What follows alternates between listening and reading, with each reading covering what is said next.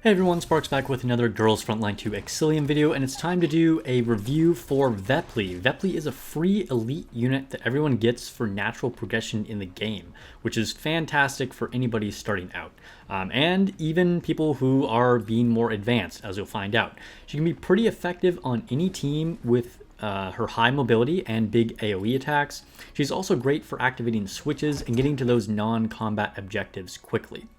A lot of tier lists rank her mid to low tier, but I think she's really underappreciated, and I'll tell you why in this video. Basic stats. Let's take a look at her basic stats real quick. She's a Vanguard, which gives her long movement and big AoEs. She also has a lot of HP for solid survivability. Vepley uses a shotgun, is weak to heavy ammo, and hydro element. She doesn't have any offensive element. She also has a fantastic movement range of 8 spaces for getting around that map. So now let's get into the meat of this and talk about her skills. I want to note a minor change in how I identify skills from now on compared to my previous reviews of Suomi and Chongzhou. Link in the description to those videos if you want to check those out. I was referring to skills as 1, 2, 3, and 4, and then the passive from left to right. Now I'll simply call the first ability the basic attack, and then skill 1 and skill 2, and finally ultimate and passive. I just don't want people to be confused about what I'm talking about.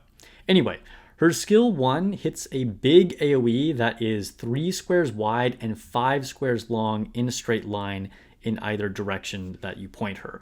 It doesn't do a ton of damage, but this can actually be extremely useful.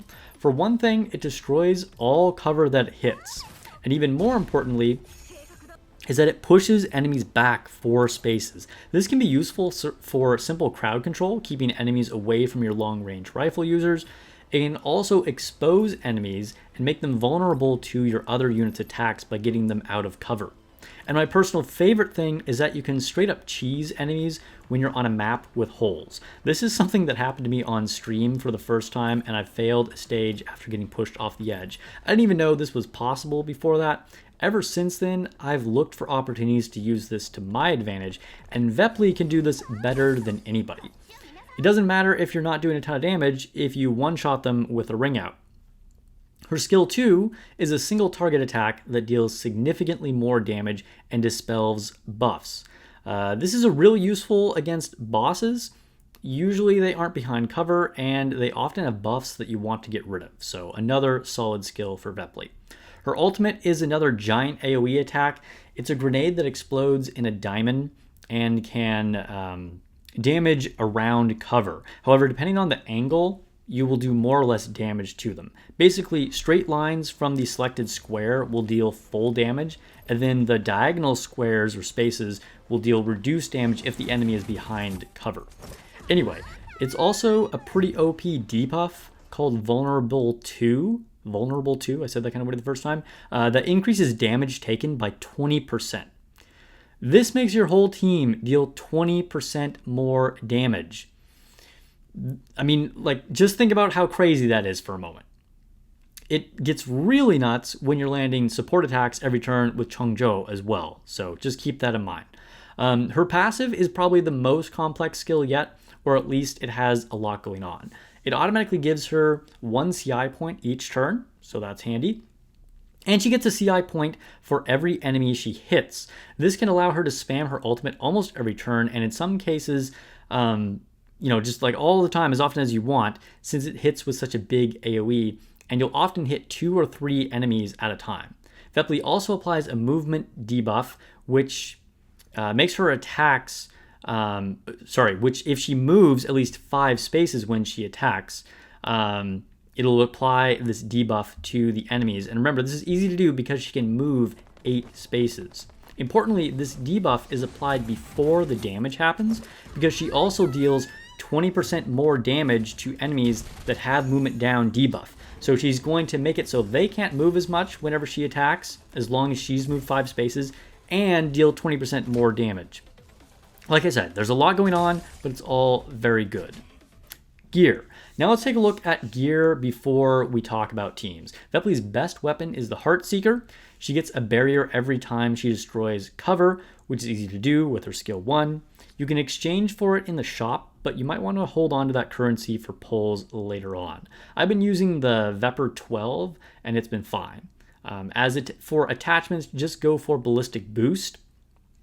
Ballistic Boost effects are great because she doesn't do any elemental damage, so this will benefit all of her attacks. For keys, I recommend using Fortune of an Idol, Stress Resistance, and Safe Viewing Distance.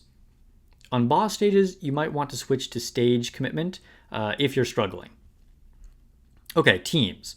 If you're going full free-to-play and using the main story characters, Vepley has convenient synergy with Groza, who has 2 skills that apply movement down debuff as well. So Vepley won't have to rely on her own movement down debuffs, and she'll just do the extra damage as well as on any enemies that have been hit by Groza as well.